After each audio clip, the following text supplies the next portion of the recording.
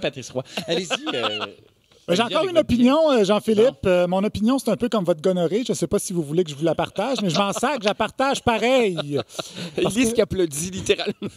J'en reviens pas. Complètement sauté. J'en reviens pas. Le couvre-feu, c'est correct, le couvre-feu. Qu'est-ce que vous voulez que je fasse, anyway, que j'aille au Fuzzy à Laval? C'est fermé depuis 8 ans, le Fuzzy. Arrivé en ville? Non, le scandale n'est pas là. Le scandale, c'est ceux qui sont exemptés du couvre-feu. Il y a une partie de la population qui peut encore sortir après 20 heures, même s'ils ne travaillent pas dans un secteur prioritaire. Il parle de nous, Alice. Est-ce que ce sont les asthmatiques? Ben, non. clair.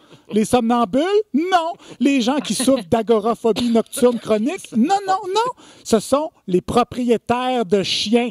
Vous êtes un citoyen exemplaire qui paye mon salaire avec vos taxes. Vous n'avez pas le droit de sortir. Vous possédez un pitbull qui tue du monde? Pas de problème. La voie est libre.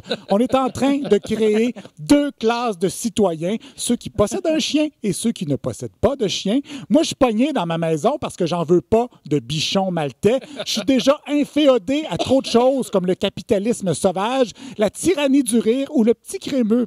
Ce délicieux cheese whiz fait au Saguenay dont je ne peux plus me passer.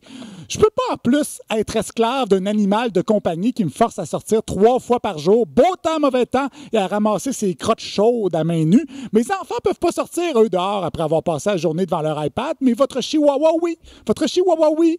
Il peut aller jusqu'à 1 kilomètre. Ça a l'air petit, 1 kilomètre, mais c'est quand même 100 000 centimètres. 100 000! Rien de trop beau pour votre caniche royale. Le puissant lobby du Pouda exerce tellement d'influence que pendant que mes petits cœurs après 9 heures peuvent pas sortir après 8 heures, la caravane passe et les chiens aboient. Ils sont pas capables d'aller sur la bolle comme tout le monde, vos toutous. Même un chat qui a le cerveau de la taille d'un pois chiche est capable de comprendre le concept de la litière, mais pas votre schnauzer, hein? Tout ça, là, ça crée un apartheid. Je l'ai dit, un apartheid. Le chien est un facteur de division et c'est très insidieux, hein, parce que bientôt, on aura d'un côté ceux qui ont profité du plein air pour le faire, le plein air avec leur shih tzu, et de l'autre côté, nous, les gens raisonnables, les libres penseurs qui ont décidé de ne pas devenir la baudruche d'un despote à 4 pattes, nous serons essoufflés, blêmes, morts en dedans, des chiens galeux, et les autres en pleine forme vont sortir de la pandémie aérés, revigorés, pleins d'énergie comme une Jacinthe Renée après s'être injectés de la vitamine D dans les yeux. Ils vont tenir le Québec en laisse. La vie ne sera plus jamais la même parce qu'un propriétaire de chien, c'est un dictateur en puissance. Ça aime ça donner des ordres. Hein? Assis, couché, arrête de manger ton caca, liche pas ton pénis. Un chien, là, c'est ce qui reste à ceux qui ont perdu le contrôle de leur vie pour vider leur power trip. Et vous savez qui avait un chien, Jean-Philippe? Hitler! Bon. Hitler avait un chien, un berger allemand. Ça, c'est un propriétaire de chien. C'est ça, cruel, violent, avec une petite moustache carrée. Vous voulez que ce soit du monde comme ça qui nous gouverne? Êtes-vous fou? Ben, c'est ça qui va arriver avec ces chiens de Troie. À part le vagabond, là, moi, j'en connais pas un chien qui valait la peine d'être vécu. Et parlant de vagabond, là, les sans-abri, ils n'ont pas le droit, eux autres, d'être dehors, mais les chiens, oui. Ça vous donne une idée de l'importance qu'on accorde aux plus démunis dans notre société? Ils vont aller où après 20 heures, les sans-abri? Ça le dit dans le nom, ils n'ont pas d'abri.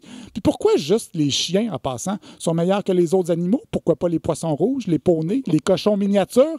Avez-vous lu Animal Farm de George Orwell? Moi, oui, mais je m'en rappelle plus.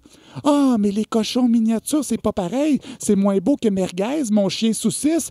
Je vous annonce que non, madame. Si c'était beau, un chien saucisse, il aurait appelé ça un chien Brad Pitt. Mais ce qu'il y a de pire avec cette directive de la santé publique, là, c'est ce qu'elle nous fait faire. Avez-vous vu ça?